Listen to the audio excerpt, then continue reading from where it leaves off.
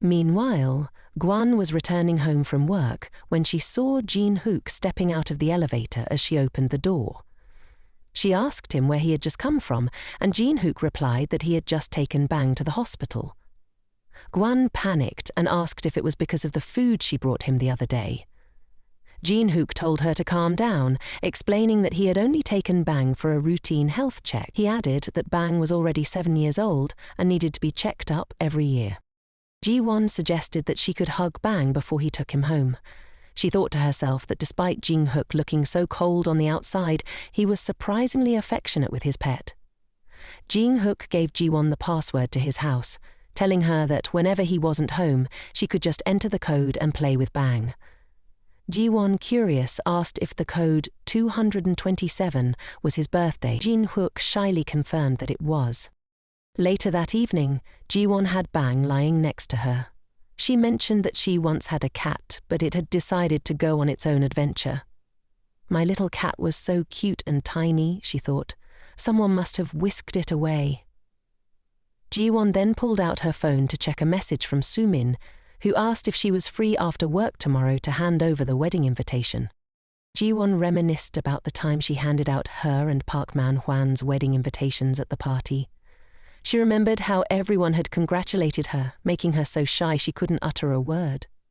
Looking back, it felt like a wedding with not a single soul offering genuine congratulations. Giwan texted Sumin to invite her to dinner, promising to reserve an extra table at the restaurant under her name. Sumin immediately agreed, adding that she would be eating a lot because of the little one in her belly. Giwan found it hilarious that Sumin kept mentioning the baby bump. What Sumin didn't know, though, was that Parkmon was infertile. The next day, Sumin arrived at the restaurant where Giwan had made the reservation.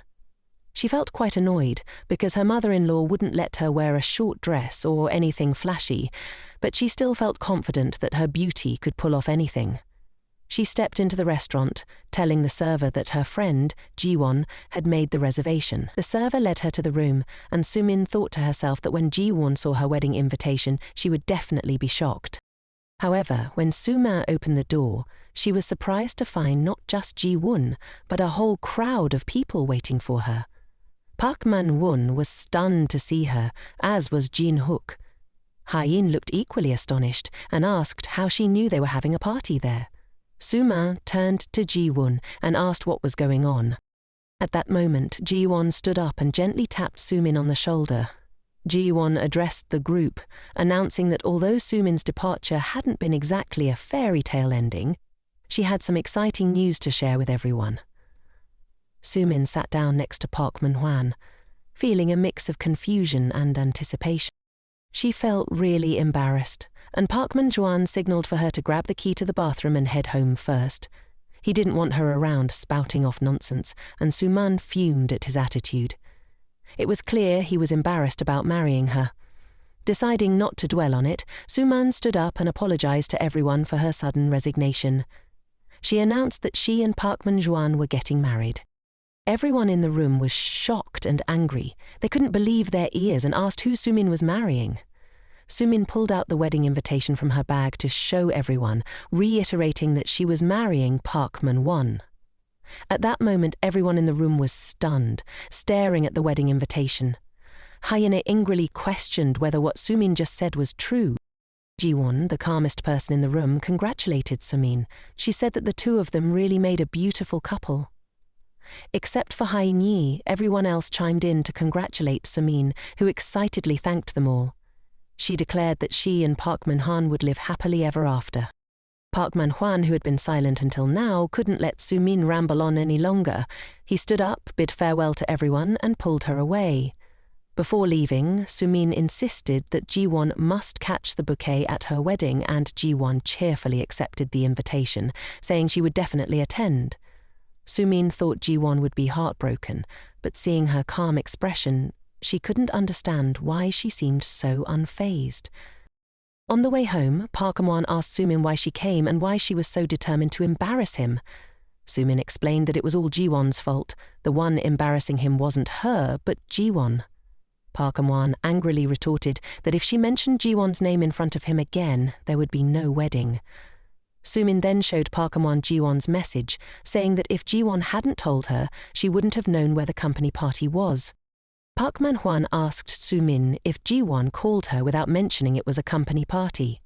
He angrily stated that it was all Sumin's fault because Jiwon was someone who couldn't live without him, so it must be very painful for her to see Park Man-hwan like this.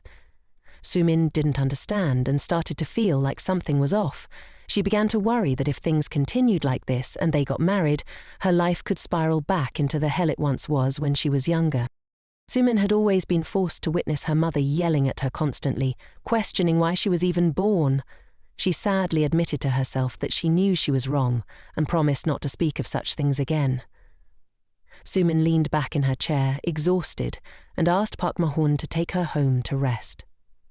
She had tried every possible way to escape that house, and now she was determined never to return. She was absolutely going to live a happy life.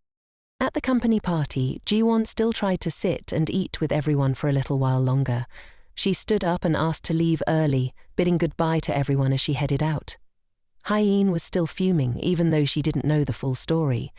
This situation was truly beyond words, and she felt incredibly angry on Jiwon's behalf. Clearly, Park Man-hwan and her friend were supposed to be getting married, yet not long after their breakup, he was marrying her best friend. Jiwon reminded Hyeen that this was a personal matter for her and that they shouldn't gossip about it too much. She then stood up to follow Jiwon, wanting to ensure she made it home safely. Jiwon couldn't let her go home alone. At that moment, Jiwon felt very guilty. She had always made Ji-hook take her home, and though she had once felt a bit shy about it, now he felt so familiar to her. Ji-hook told her that he would bring Bang over to her house to sleep, ensuring she wasn't alone. Later, Jiwon joked with Ji-hook, asking if he was bringing Bang over to comfort her because he was worried she'd be sad. Ji-hook replied that it wasn't exactly that, but because Bang really liked her. Jiwon then looked at the wedding invitation Sumin had given her and realized she needed a plan for that day. She couldn't let them get married peacefully after everything they had done to her. Thinking about this, Jiwon turned to Jin Hook and suggested that she wanted to take advantage of him one more time. Jin Hook didn't understand what she meant, but as long as she needed him, he would always be willing to follow her lead. Before they knew it, the day of Park Man-hwan and Sumin's wedding had arrived. His mother was still overly concerned about Sumin and the baby in her belly. Everything had to go according to her wishes.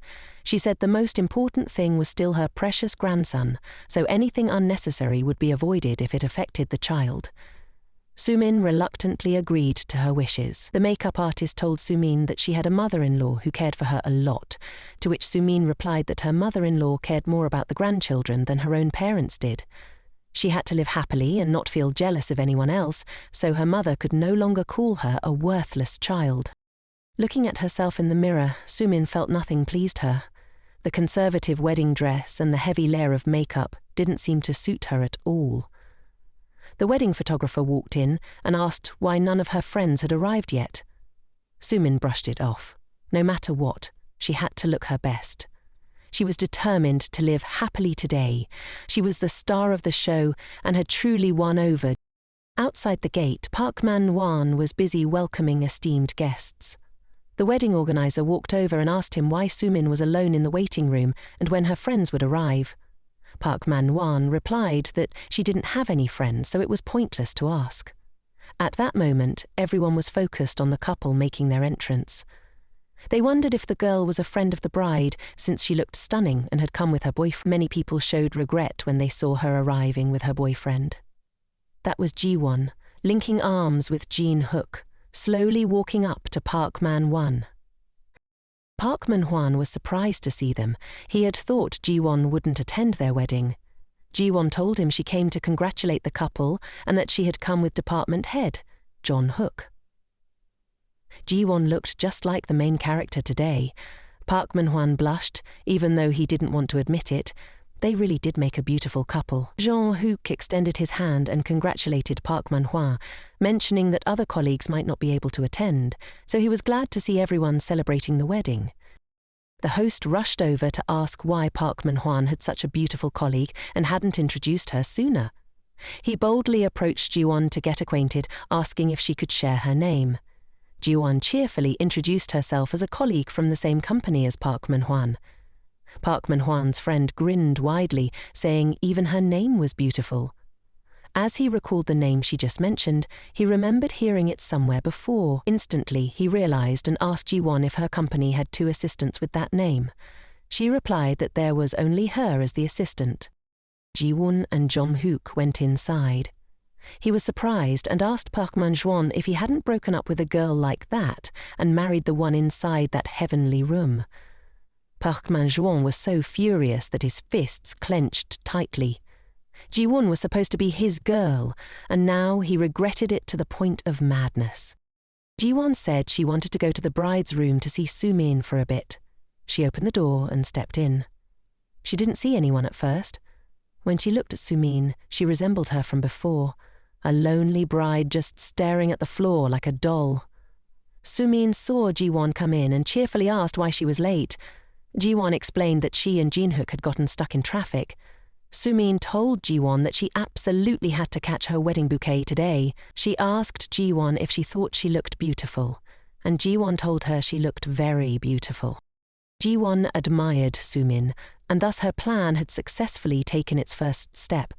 Sumin was now the one wearing the wedding dress chosen by Parkamwon's mother. Back then, on the day Giwan had her wedding, Sumin was just a guest. Now, the roles had reversed. Suddenly, Giwan heard Uncle and Huan calling her. Perhaps he was also invited to the wedding by Sumin. Hanan told her that Sumin was very worried and had instructed him to always keep an eye on Giwan. Hanan mentioned that he had seen her with Du, though it seemed he was a step too late. Said he only came to deliver a wedding gift for Sumin. Giwan thanked him for his concern, saying that since she and Park Manhwan had broken up, she didn't mind at all. Guan thought she was really strong, but perhaps he had run out of chances. He took out his phone to call a friend and told Guan that earlier he had said he was almost there, but now he still hadn't arrived. Gyan asked Hanan if he had told them anything about Sumin's husband, and, of course, Hanan had shared everything. He mentioned that Sumin's husband was Gun's former fiancé. Guan thought to herself that with their personalities, she was definitely about to witness some drama. Just as she mentioned the devil appeared. All the esteemed guests at the wedding were whispering at the sight of them.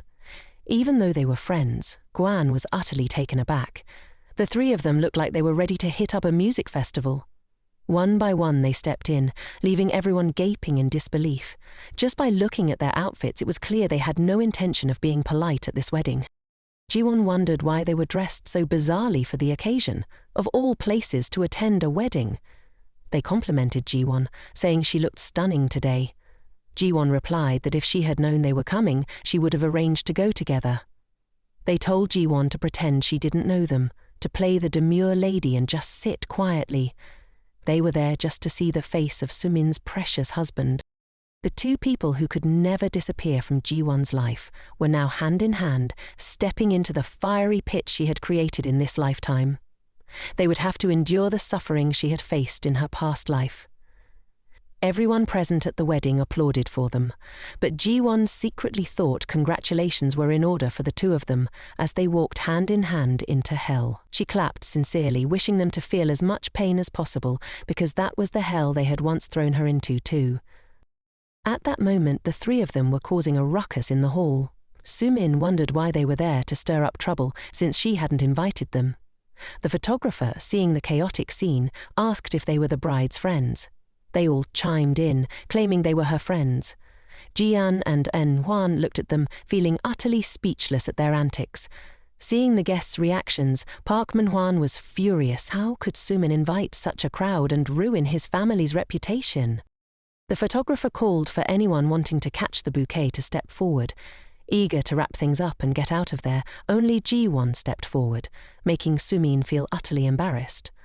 At that moment, Sumin wished she could throw the bouquet right at her. 1, 2, 3. The bouquet was tossed by Sumin, and naturally it landed squarely in Giwan's hands. Giwan beamed and told Sumin that she genuinely wished the 2 of them happiness. Guan looked so stunning that Park Manhwan was left in awe. He gazed at her with a look full of regret. Sumin's face immediately darkened. Even at this moment, all she could see was Giwan.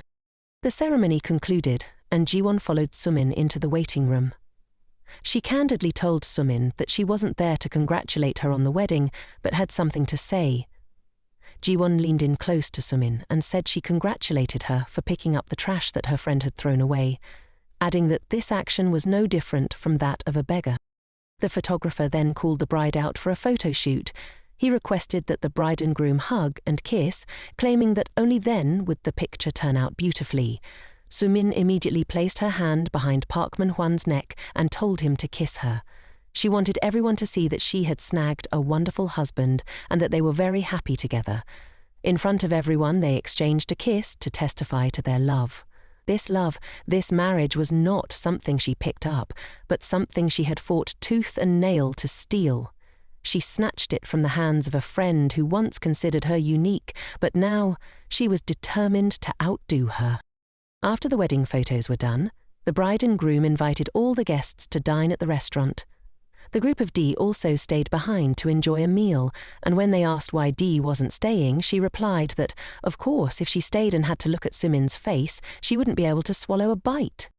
They looked on as Sumin walked by, deliberately complimenting her beautiful handbook outfit and asking if it was something her mother had left her. Park Man-hwan's father asked Sumin if they were her friends, to which she immediately denied, claiming she didn't know them. Dee excitedly shouted that they were friends, and Park Man-hwan's mother was furious. She told the staff to kick those three out or she wouldn't pay the remaining bill. The staff approached the group of Dee, explaining that the host had complained they were disrupting the party and hoped they could leave. The three jumped up, claiming they had put in the effort to come and congratulate, but now were being disrespected, which was typical of someone who dared to take her friend's fiancé. Sumin was mortified and shouted for the staff to hurry up and get rid of them, but they argued that since they had already given a wedding gift, how could they be kicked out? At that moment, a man appeared. He called the staff over, handed them his card and said he would cover the bill for the three of them so there wouldn't be any more issues. It turns out he's one of Ji Nyuk's underlings. The waiter took the card from him and said he would take care of it. After the waiter left, the man gently approached Giwan and told her to enjoy her meal. He knew they were friends of Giwan, and Giwan felt shy. She found the man in front of her to be very strong. By the time the party ended, they all met outside. Giwan thanked Ji Hook's underling Singu. Giwan winked at him and said she hoped to share a drink with him next time they met. Giwan suggested that he would treat everyone, and Singu offered to drive Jiwan's friends home, while the two of them should go on a fun date. Both of them blushed and felt shy. Ji Hook said he would take Giwan home. Giwan asked Ji Hook if he wanted to invite her to dinner. She mentioned that she had received a lot of wedding gifts today, but hadn't eaten anything at all. She had received 5 million won in wedding gifts, which would go towards Sumin's cancer surgery. Meanwhile, Park Man-hwan and Sumin were on their honeymoon. He tiredly asked her if she felt satisfied with how everything had turned out. Sumin replied that it wasn't her fault. Giwan had shown up uninvited and she hadn't invited her. Park Man-hwan angrily said that all this chaos was because Sumin had sent an invitation to Giwan. Sumin was very upset and told him to stop yelling at her. When their car stopped at a red light, Park Man-hwan looked out the window and couldn't help but exclaim how beautiful the car next to them was. Sumin heard this and leaned over to ask him how expensive it was. Park Man-hwan told her that even if he sold her, he couldn't afford that car. Just then, the window of the car next to them slowly rolled down, and it was none other than Ji Hook and Giwan inside. Giwan didn't want to see them, so she turned her face away. Ji Hook sped off, leaving Park Man-hwan in shock. He exploded in anger, cursing that shameless dog who lusted after someone else's girlfriend.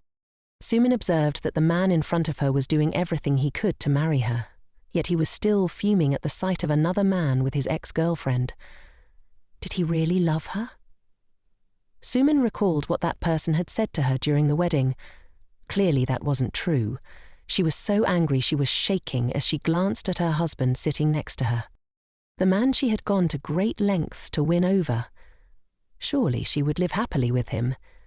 He absolutely could not be the trash that Giwan had thrown away. Speaking of Giwan, at this moment she had just stepped out of the restaurant, patting her belly. She exclaimed that spending 3,000 won to enjoy an all-you-can-eat buffet until she could barely breathe was truly top-notch revenge. She spotted In Hwan waiting for a taxi by the roadside and quickly approached to greet him. Giwan scrutinized him and asked why he looked so downcast. In Hwan awkwardly replied that Giwan had rejected him again, and from now on he would really have to end this relationship. He mentioned that he probably wouldn't even get a chance to see Giwan from afar anymore. He asked Giwan if he looked that terrible, and she told him that no matter what, he still looked very handsome in her eyes. In Hwan stared at her in shock, asking if she really thought he was handsome. Giwan replied that he should know that himself.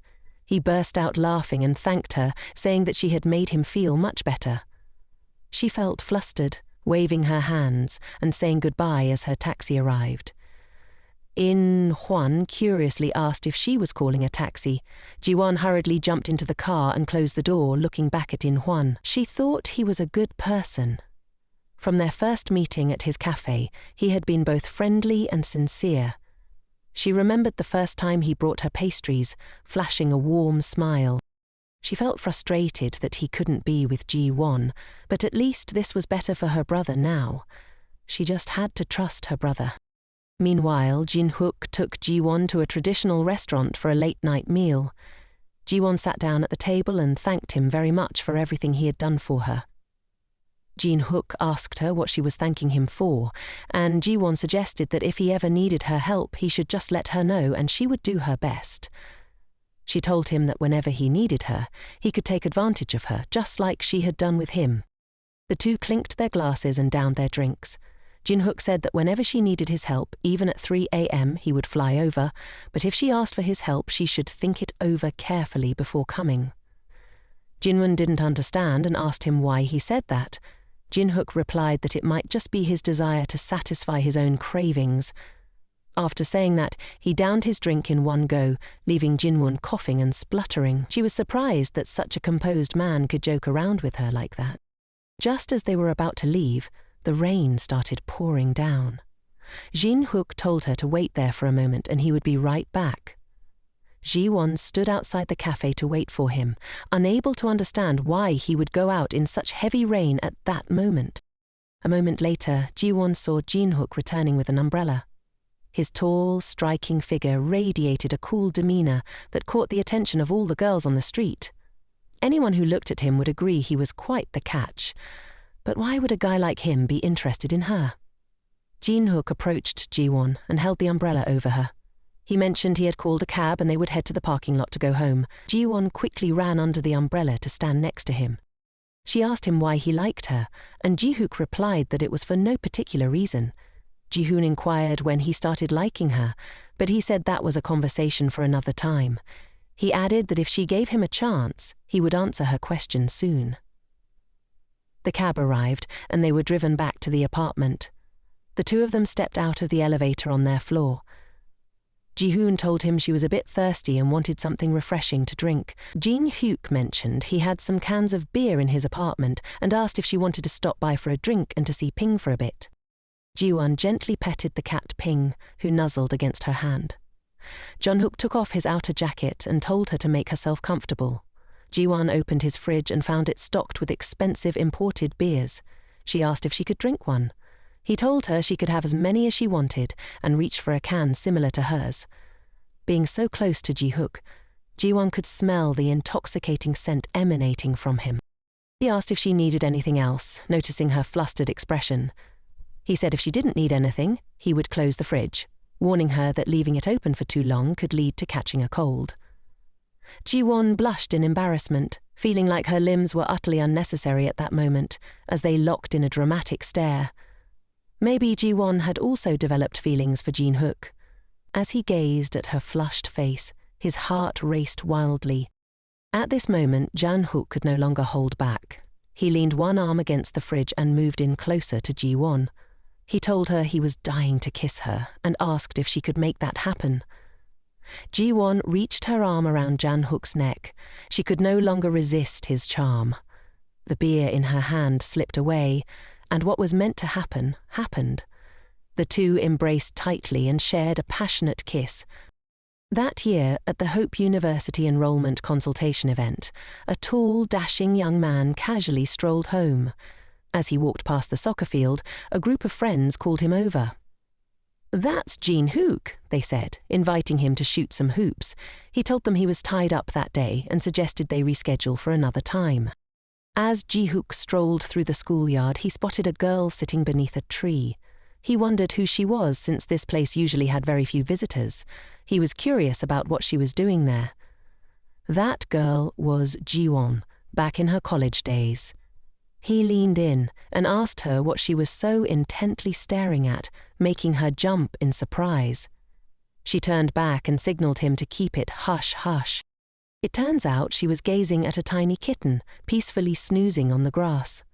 Hearing a sound, the kitten slowly opened its eyes. Ji-won asked, "It looks like it's been abandoned too." She said it looked so fragile and suggested Ji-hook stay and keep an eye on it for a while to help her out.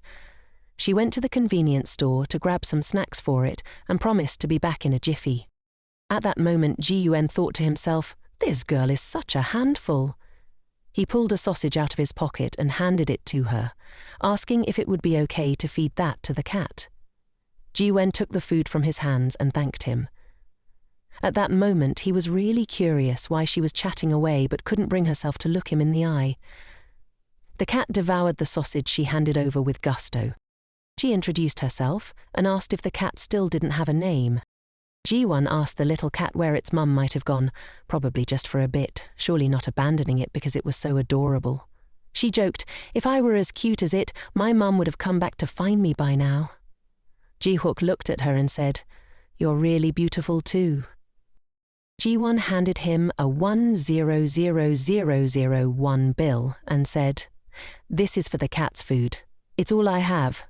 Before leaving, she added, "If there were more, maybe her mum wouldn't come back at all."